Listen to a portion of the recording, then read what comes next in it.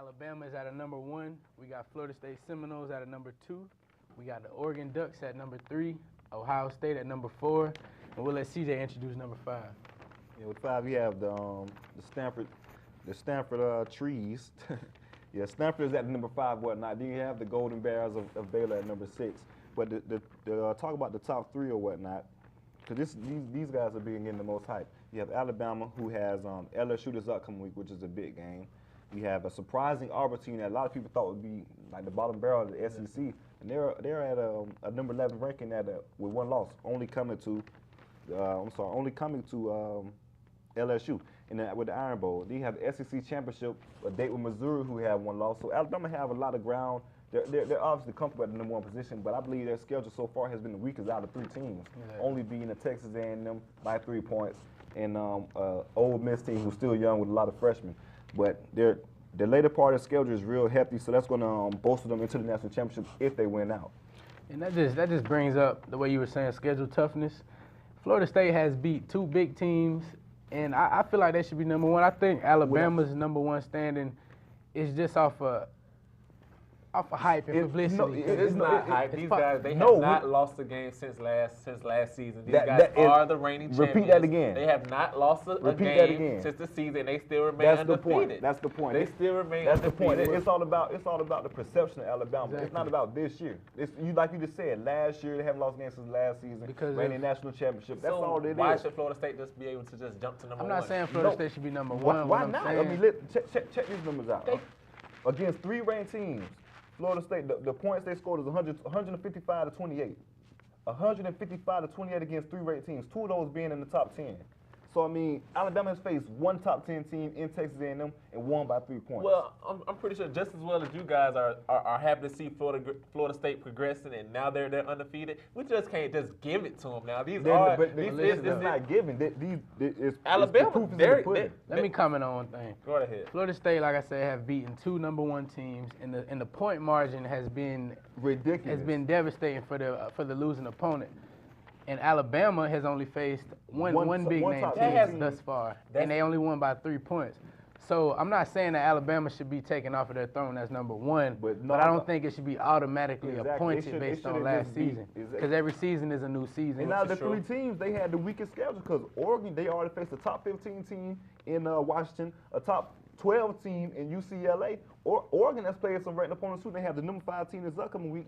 Alabama is the only team that hasn't played that marquee game. Granted, they have LSU this week, and they have Auburn at the end of the season. Yeah, the Iron Bowl with Auburn. So, but as of right now, I don't see Alabama as the number 1 team right now. But they still, as far as the end of the season schedule, Alabama probably has a tougher schedule by far. But as of right now, they shouldn't be number 1. Well, let's hope that these 2 teams that they can get to the BCS championship, and then we can really see who number 1. But with that being said, that's going to come from a lot of these 2 important games. That's this Thursday with Baylor. They play Oklahoma. number 10 Oklahoma, which Big is game. they're overall in the FBS rankings. They're number 1 overall passing yards, number 1 for points for, and then points against they rank at number 6. Well, another important game is just Oregon and Stanford. If Stanford just so happens to beat Oregon, that will place Florida State automatically at the number 2. Nah, number 3.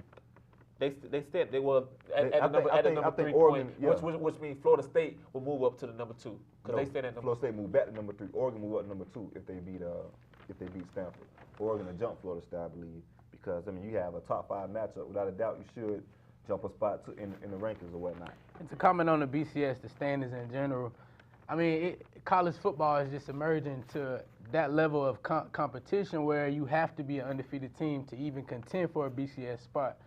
Now, Curtis, if it was any team that you feel like could substitute for these top 5, what team do you think that might be? Top 5, I will have to put Baylor in front of Stanford. You have to put Baylor. Yeah, just because they're undefeated, and Stanford they came up with 1 loss. I definitely agree with that. Since you was talking about undefeated teams, well, the forgotten team out there is the Ohio State Buckeyes. Yeah. They just won 56-0 against Purdue this past week. I mean, so you have all these undefeated teams. That's why the BCS is flawed, because you have a computer choosing out of 5 undefeated teams. That's why next year, this would be the perfect year for the playoffs. I mean, next year the playoffs will be implicated, but this year is the perfect year for it. Right. It's been. Excuse me. I'm sorry to interrupt you, but it's been a lot of perfect years for the playoffs. But this is like we're still sitting. Without a doubt, this is set in stone on this panel here. Yeah, we're still going to see teams go undefeated, which is Ohio State. I'm pretty sure they're going to close out undefeated. They only have Illinois, Indiana, Michigan. Alabama, they're going to finish off. They're going to finish off undefeated until they see their big component. If they get to the championship, in Florida State, they're going to finish off with Syracuse, Idaho, and then they're going to beat. Yeah, I hate to say they're going to beat my Florida Gators this year because we just took a big loss this past Saturday. But we're still going to see these undefeated teams. Without that, that's why you need the playoffs because, like you said, you have Alabama, Florida State, Oregon. You have Baylor. You have Ohio State. That's 5 undefeated teams still left this late in the season, which is unheard of. What the playoff, I think, means to college football with them bringing it in for the next upcoming season, a team can play great all season long, but I think what the playoff sets aside, the men from the boys, who can play the best football on the given date, regardless of the circumstances, regardless of injuries, of anything.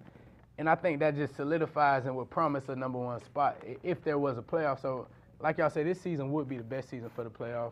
But too bad we got to wait for next season, though. Yeah, too bad we got to wait for next season. I mean, next season, who knows? You could have 5 3-loss teams that's in the top 5 or whatnot. But then you have Oregon there. They have to play Stanford this upcoming week, who's number 5. And then they have a day if they beat Stanford, they have a written day at the Pac-12 championship, which is likely going to be against the UC. So I have a question. Like with our top 4 teams, Alabama, Florida State, Oregon, and Ohio State. With all those teams, if they do continue, if Oregon just wins this Thursday and all these teams continue out with the undefeated season, who deserves to be in the BCS championship? Numbers and percentages and that's exactly why the playoffs are so important. That's why strength of schedule comes into play, which is we strength of schedule. Then you have strength of conference. Then style points.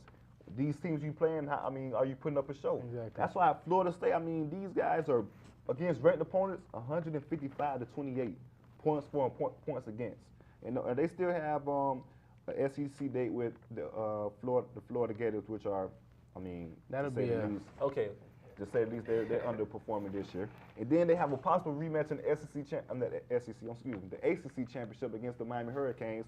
And if Miami win out, they're going to be back in the top 10 once again. So Florida State can have 3 wins against 3 wins against top 10 opponents this year. No team in the country can have that. Okay, on to a smaller conference of college football. The MEAC, Bethune-Cookman Wildcats have won 18 consecutive games in the MEAC. 18-game win streak. 8-1 this season. Their only loss is to Florida State, the team we were just talking about. For the national championship. And that's huge for the Bethune-Cookman Wildcats, just because we haven't always had the greatest football program, but over the course of the last few seasons, with Brian Jenkins coming in, getting better recruiting and getting Cookman some better exposure, I feel like now we have the athletes who can contend and possibly, get that exposure. We see Cookman on ESPN nowadays. A few years ago that wasn't happening, and I just feel like their winning streak and the type of shows and performances that they're putting on for MEAC and HBCU football, it just speaks numbers. Without a doubt, I mean, you have the Bethune-Cookman Wildcats. I mean, these guys only lost coming to the number 2 team in the nation. Former Bethune-Cookman Wildcat. Yeah, former Wildcats. Yeah, these guys are 8-1, beat a FBS opponent in the FIU Golden Panthers.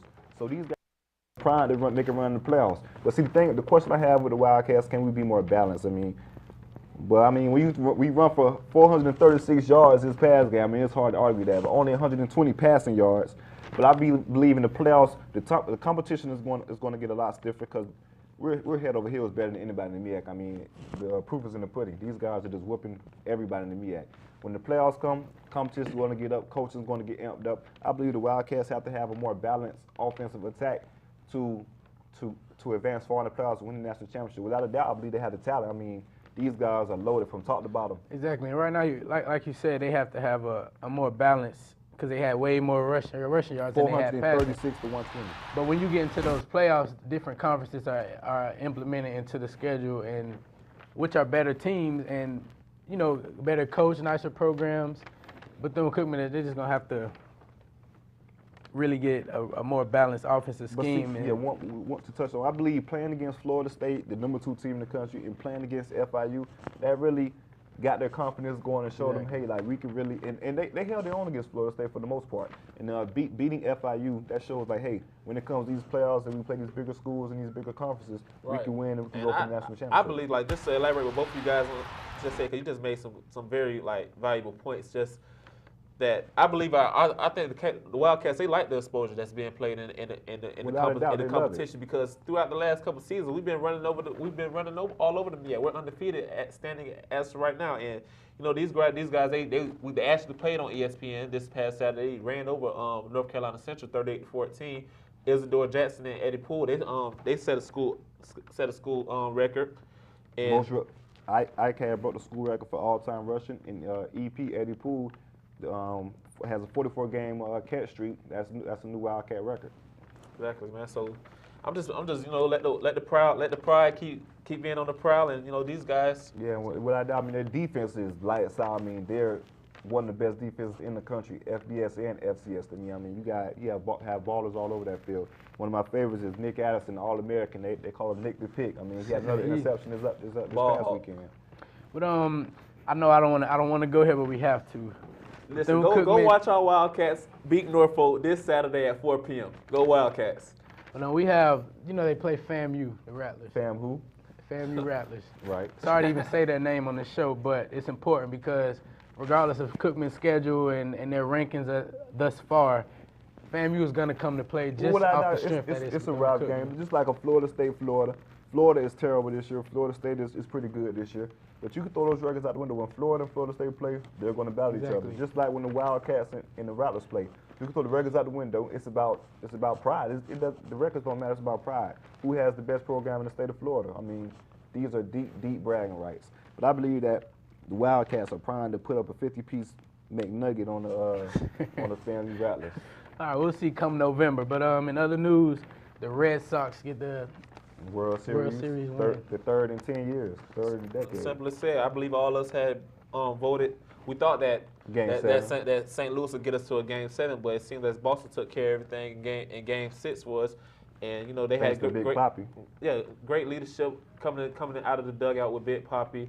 You know the Boston Red Sox, as we elaborated, within the whole city of Boston itself. You know that's just a championship city, and congratulations to the Boston Red Sox. Watch this hit here, out the Parkway. That was actually a What's it called? The Grand Slam. The Grand Slam, the biggest play in baseball there. Yeah, the biggest play, the most electrifying play in baseball. Yeah, you have Big Papi who won World Series MVP. I mean, these guys could be primed to go on to win another World Series. They have all their pieces in place to come back and win a World Series. No big free agency that they're losing. So shout out to the Boston Red Sox. I hope the Yankees come back stronger. That's my team. Yeah, same here, man. Yeah. No, that's definitely a big win for the Boston Red Sox. But with David Ortiz, have y'all been hearing these rumors about the steroid allegations? Steroids and whatnot. With today's day and game, I mean, you have to if a player is putting up big numbers at the home run plate, I mean, you gotta question it somewhat. But it's kind of unfair to Ortiz because I believe he's a clean player. I don't believe he's dirty or whatnot. But you have A-Rod who tested positive, Mark McGwire who admitted to steroids, Sammy Sosa. So these big home run sluggers, you got to question. Then you have Manny Ramirez tested positive. So exactly. And the MLB hasn't been wrong yet with any suspicion. I don't know necessarily if it was what type of substance it was, but form of substance. It was a form of substance, but I'm pretty sure. I hope as a David Ortiz fan, like because he's one of my favorite players. These allegations are untrue. Exactly. Because he means a lot to the city. He means to a lot of fans. He's actually one of the biggest idols of baseball, and I just hope that he doesn't have to go out of the game with this chip on his shoulder here. Exactly. Right. On to the NBA, man. We got the season underway. We got some hurt guys coming back off injuries, playing great basketball. Teams are getting stacked. We got a lot of trades that went on in the offseason, a lot of free agency. How do you guys feel about the season this season? And start off in the West for us. OKC. What you seen over there with Russell Westbrook coming back? Yeah, I mean, like you say, OKC, they start off slow, but I mean, hey, I believe Russell is the savior. I believe he's the Batman, and I'm saying that Kevin Durant is the Robin. I believe that Russell Westbrook is the best player on that team without a doubt.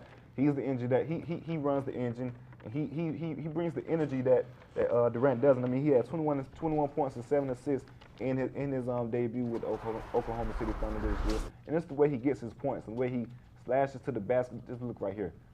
He gets to the basket so effortless, effortlessly.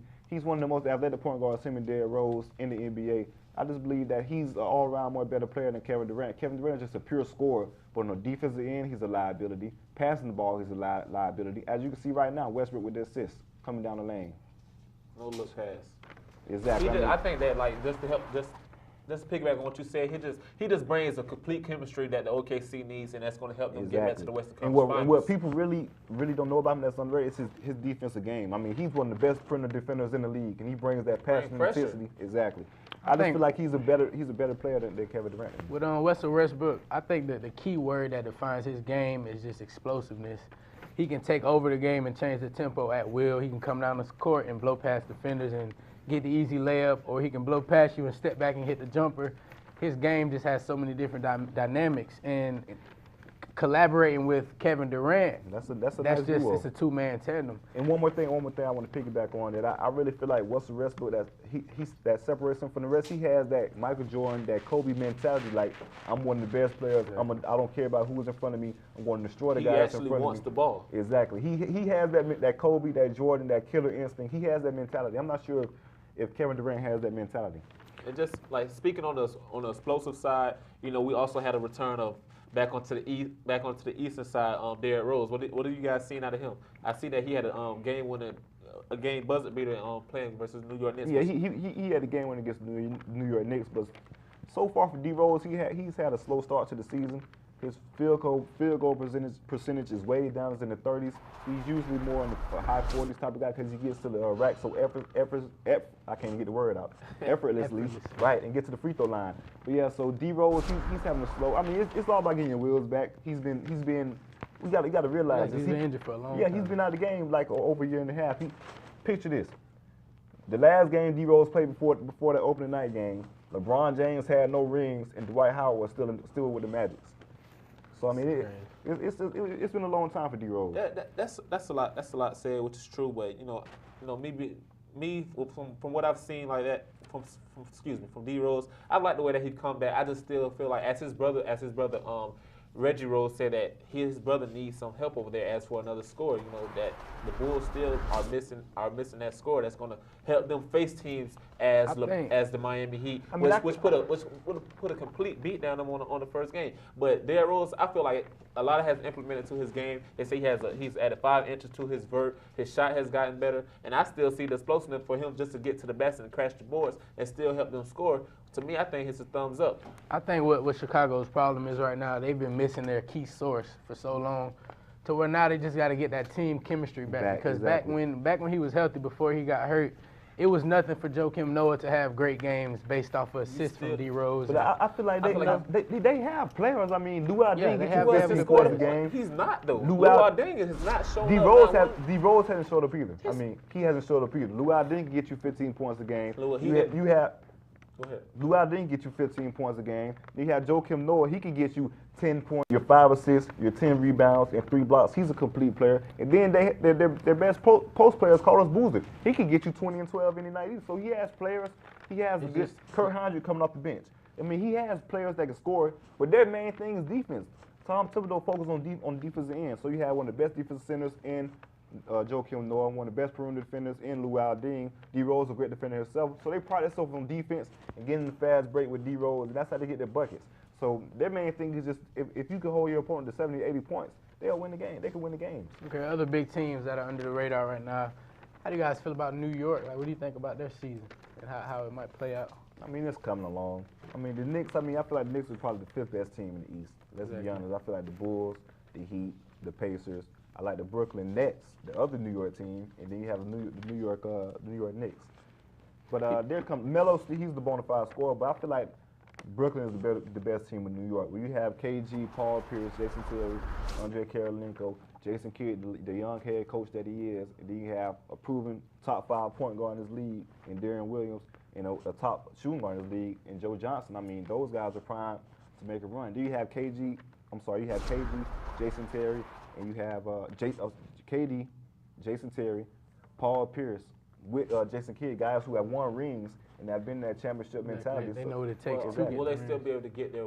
Like, my question is, they have all these veteran guys. They have great players, guys who won championships before. But with Jason Kidd being a new coach for this year, that coach is a main factor coming into the postseason. It is, but he played point guard. Is he him being a coach? We have not yet seen him coach a game. His first game was actually versus the Magic. They came up 20 short versus them. They took a loss. But later on within the schedule, is he going to be that coach for the Brooklyn I think Nets? that you got to factor in that Jason Kidd, he recently was playing the game. So I think he understands the game and the tempo and what it takes to win far much more than any coach does right now, just because he was playing. But the position he played also. To coach, it also comes with experience. And he's not going to be a great coach at his first season because that takes time. Right. But I think that the knowledge of the game and the experience, recent experience that he's had in the game, I think that he'll be able to get some good. I got to disagree with you guys because you got Bart Jackson, who had no coaching experience at all. He was a TNT analyst for TNT. He goes to the Golden State Warriors and look what they're doing. I mean, this in his second season. So I mean, that's I don't say like Marcus Jackson. What position he played? He was a point guard in the NBA. The coach on the floor. Jay Kidd, a point guard in the NBA, the coach on the floor. And if you go to some of his players, former players, Jay Kidd was the coach on the floor. He had just as much power as the head coach on the team. Exactly. So I say, like, I don't want to disagree and I don't want to agree. I just want to see, can it be done? And it's just simple as that. Because some of the players, they haven't been the best coaches. Some have. So it's just all a matter. Just can they get it done, and can Brooklyn just get to the Eastern Conference Finals? We talk about one of the smartest players in NBA history too at that. I don't know, but another small player that spoke volumes and did big things in the NBA. We have Allen Iverson. He just retired. Allen Iverson was from Virginia. He was a high school football star, high school basketball star. He underwent a lot to even get in the position that he was in by going to Georgetown. We know he had some criminal trouble. That we're not gonna get too much into that, but a great veteran retires from the NBA. How do you guys feel about his legacy? And Rookie of the Year, once All-NBA third team, 3-time All-NBA second team, 3-time all-time first team, 3-time steal leader, 4-time scoring leader, first overall draft in the 1996-1997 draft. Just an amazing player. LeBron said it himself. He was a pound for pound one of the NBA's greatest players. And I just, even though AI went out a little earlier than I wanted him to, then I just enjoy watching AI play. And to me, that's one of my favorite players that I've seen growing up. How about you? Without a doubt, man. You talking about he's listed at 6 foot, but let's be real. He's like 5'10 and a half, 5'11, 160 pounds. To do what he did and to live in the lane, like see, he's dunking on 7-footers right there. To do what he didn't live in the lane and get his buckets in the lane, it's ridiculous, man. I mean, he averaged 26 points a game. The next guard that was 6 feet under, Chris Paul, 18 points a game. Exactly. So I mean, that just shows you the discrepancy that he brings to the game. Look, he's crossing up the greatest player of all time. He revolutionized the game. He brought hip hop to the NBA. It was cool to wear jewelry when he started wearing it. Brought what we call today is swag. Yeah, without a doubt. Brought the cornrows to the game. Look at that. His head fake was unreal. You have you think he's going one way when he's really going the other because how quick it was. You had to respect the fake going that way. I mean, without a doubt. I believe he's a top 15 player in my eyes, top 15 all time, but I believe he could be the number 3 shooting guard in NBA history. Number 3 or 4, depending on how you list, but I believe Jordan and Kobe number 1 and 2, and I believe Allen Iverson could be number 3 or number 4, depending if you want to put Jerry West in front of him or not, the logo. Go ahead. I think Allen Iverson his career was so good, and he changed basketball. He brought into a different element. He was very quick, very flashy type of guy. He was very outspoken. He had some negative things about himself as a person that didn't affect his game. Which is why I always liked Allen Iverson, because regardless of his personal life or the issues he was having going on with coaches in the locker room or whatnot, he never let that affect his play on the court. One thing about it, you can I can only say this about a few players, man. He left everything on the floor, everything. Every night. 82 games of the season. He played each one of those 82 games like it was his last. Exactly. And I respect that to the fullest. And it was and I think what set AI aside was that he was only listed as 6 foot playing a shooting guard position. Listed at 6 foot. In the NBA where the average shooting guard is at least 6'5", 6'6" nowadays. and he could still contend and even play at a better skill than those guys. Exactly. He wasn't a point guard. Like I said, Right. he was a shooting guard Exactly. playing under 6 foot. And just to name a few guys that he came into the draft with: Ray Allen, Stephon Marbury, Sharif Raheem, Marcus Camby. These are all top players in the NBA. Kobe Bryant, Steve Nash. Yeah. All And in the Allen same Iverson, draft. man, I just Jermaine O'Neal. hats off to you and salute to your greatness. Without a doubt, that's one of the best draft classes ever. All right, well, let's roll on to Sports Corner's top 5 plays of the week. Who we got coming in at number 5, CJ? You got Braxton Miller at number 5. Watch how you get freaky with it. Shuffle pass. One thing about it, if you have a quarterback that can improvise, man, you can get points. I'm hoping for that playoffs soon, man. Yeah, we do need the playoffs, man, because Ohio State is under the radar. Number 4, we got Sammy Watkins. We got a double dose of Sammy. You touched it. We had Taj Ward, man. You have a weapon like Sammy who could just throw it up and fly, man. Hey. He's so much faster Right. than defenders. Watch how he just turn up in this next gear. Yeah, look at that. That 4.2 speed. I can play quarterback for Sammy. All you got to do is get it to him. Just get it Just to throw him. it. He's going to make He you do look the good, rest. baby. Number 3, we have a screening pass from Jameis Winston and Devontae Freeman. I mean, this is great coaching by Coach Jimbo Fisher. I mean, Miami dialed the blitz. I mean, this is perfect timing. I Perfect think timing for that the play screen. displays some of the best downfield blocking I've seen out of Yeah, you see offensive the linemen. did you see the lineman downfield? They were really down there with him. Amazing. Number 4, we have Giovanni Bernard, Cincinnati Bengals running back. That's his best Reggie Bush impersonation. Possible Peter Warrick impersonation. Yeah, Peter Ward was great, man. Look at that, get in the end zone, young fella. Rookie at that. Number 1, the Hail Mary, Nebraska to win the game. Like an old Doug Flutie play here. Right. Don't see this too far. It comes up short, and it tips to right to the guy in the back. Touchdown. Cornhusker fans go wild against Northwestern. I hope you enjoyed today's top 5 plays. We've covered a lot from the BCS standings. That's going to be very interesting, the outcome. Hopefully that plays out in the best favor for the teams that need it. We've covered Bethune-Cookman Wildcats. They're 18-0 in the MEAC, 18 straight games. They've only lost to one very good FSU team. Congratulations to the Red Sox for the World Series win. NBA, we'll see how that season turns out. Great Shout out to season Allen so far. Iverson. We hope you enjoyed today's segment. We'll see you guys next week.